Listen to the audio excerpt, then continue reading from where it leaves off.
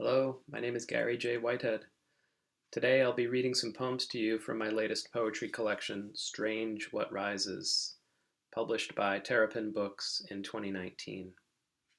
The first poem I'm going to read to you is particularly relevant to today's coronavirus pandemic.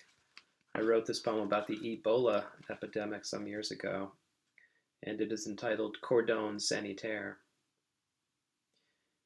Inside there is ague, fever, something like a whisper passing from mouth to mouth and ear to ear, the germ of an idea creeping through mangroves and strands of oil palms, staggering into wattle and daub huts and corrugated shacks, into neural folds and cortex.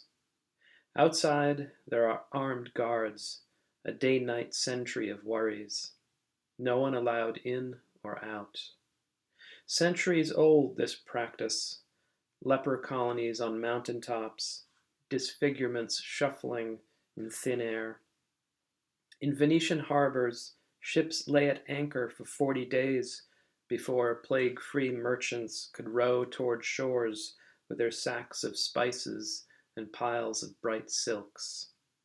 In St. Petersburg, the Tsar's troops pointed their swords at cholera.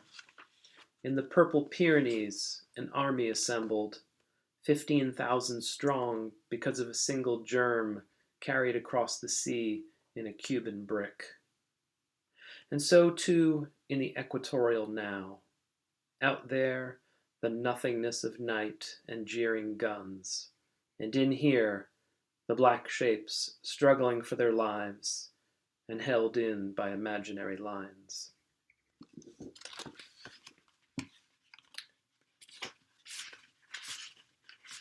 Next poem is entitled Wild Columbine. The Columbine flower will never be the same for me ever since the school shooting at Columbine High School in 1999.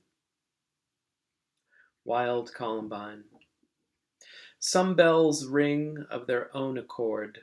Some need the boy who pulls the rope and is lifted off his feet on the upswing. The pigeons scatter from the tower's shaken air. Their paratrooper feathers storm the shaft of light. By what miracle does he recall, years later, such ascension? The last time he loved a church was lifted literally by song. These wild columbines are bells that will never be rung, save by hummingbirds and bees, drunk on their nectar, having no knowledge of their reviled name. Will we ever love that word again? The heart claps at the sound of it, but no sound comes, only the flowers swinging on their stems to lift me, feet planted like those of the hangman, who watches the hanged man kick the air.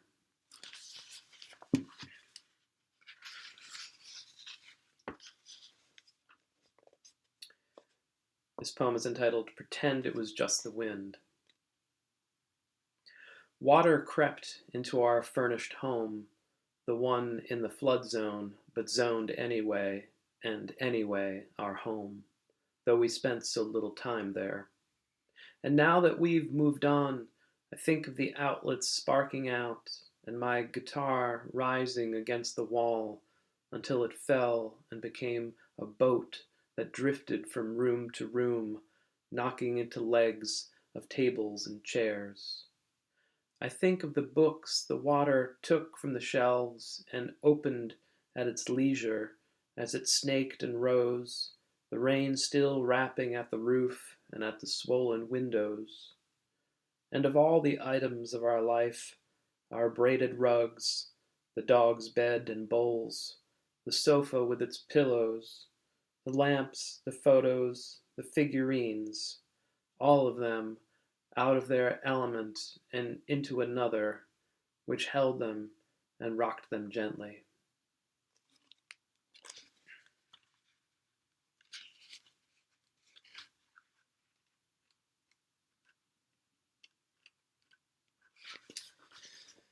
Garden shed in winter.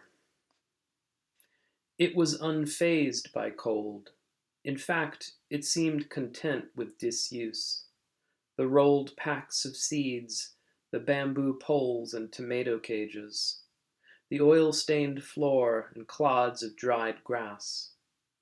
I hadn't touched anything since the fall, when it was all I could do to keep from rakes and tarps, tulip bulbs with their pom-pom roots. The fly inside gave sense to it all.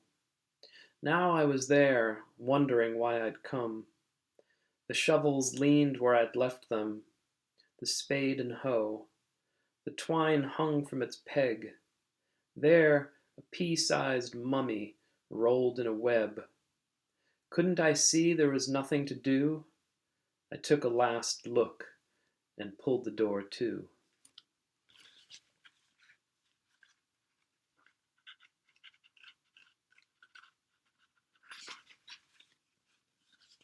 This next poem is in the same vein as Gwendolyn Brooks's famous poem, To the Young Who Want to Die.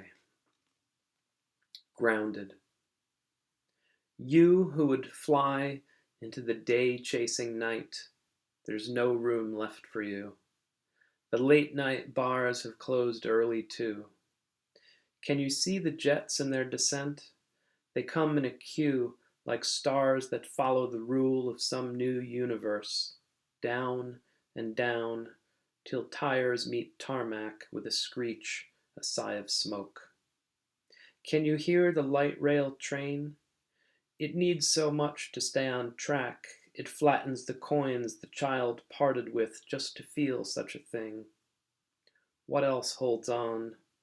What else must touch down, refuel? All manner of vehicle. The migrating tern, the warbler that can't keep still.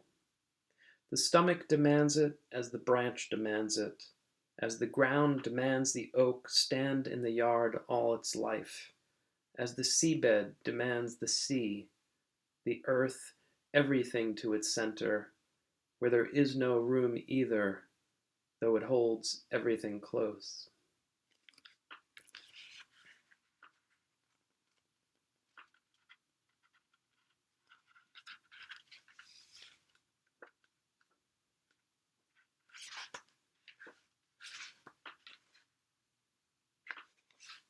I'll read two more.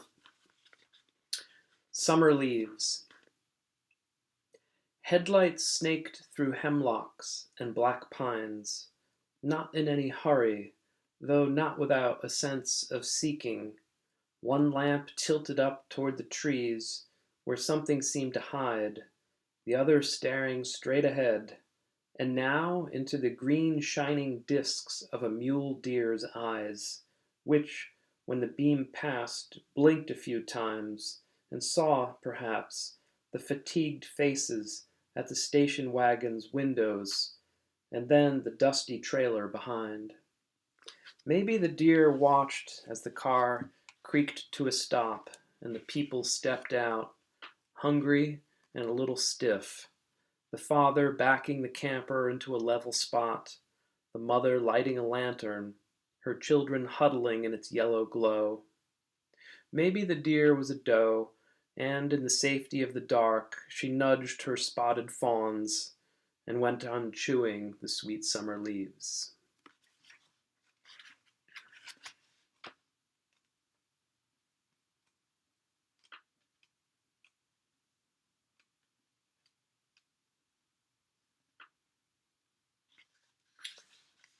All right, this last poem is entitled Making Love in the Kitchen. We do it with knives in hand, blue tongues licking the bottoms of pots, steam fogging the windows from hearts of artichokes being strained. Hearts are made to be carved out, cooked soft, slathered with butter, fork stabbed and lifted to another's open mouth. We say we are starved, as though we were doing this alone, lonely as an onion in its skin. Say we are starving, when what we mean is that we want to postpone the inevitable, which is inedible, however we dice it. And so we make, as it consumes us, this love we call a meal.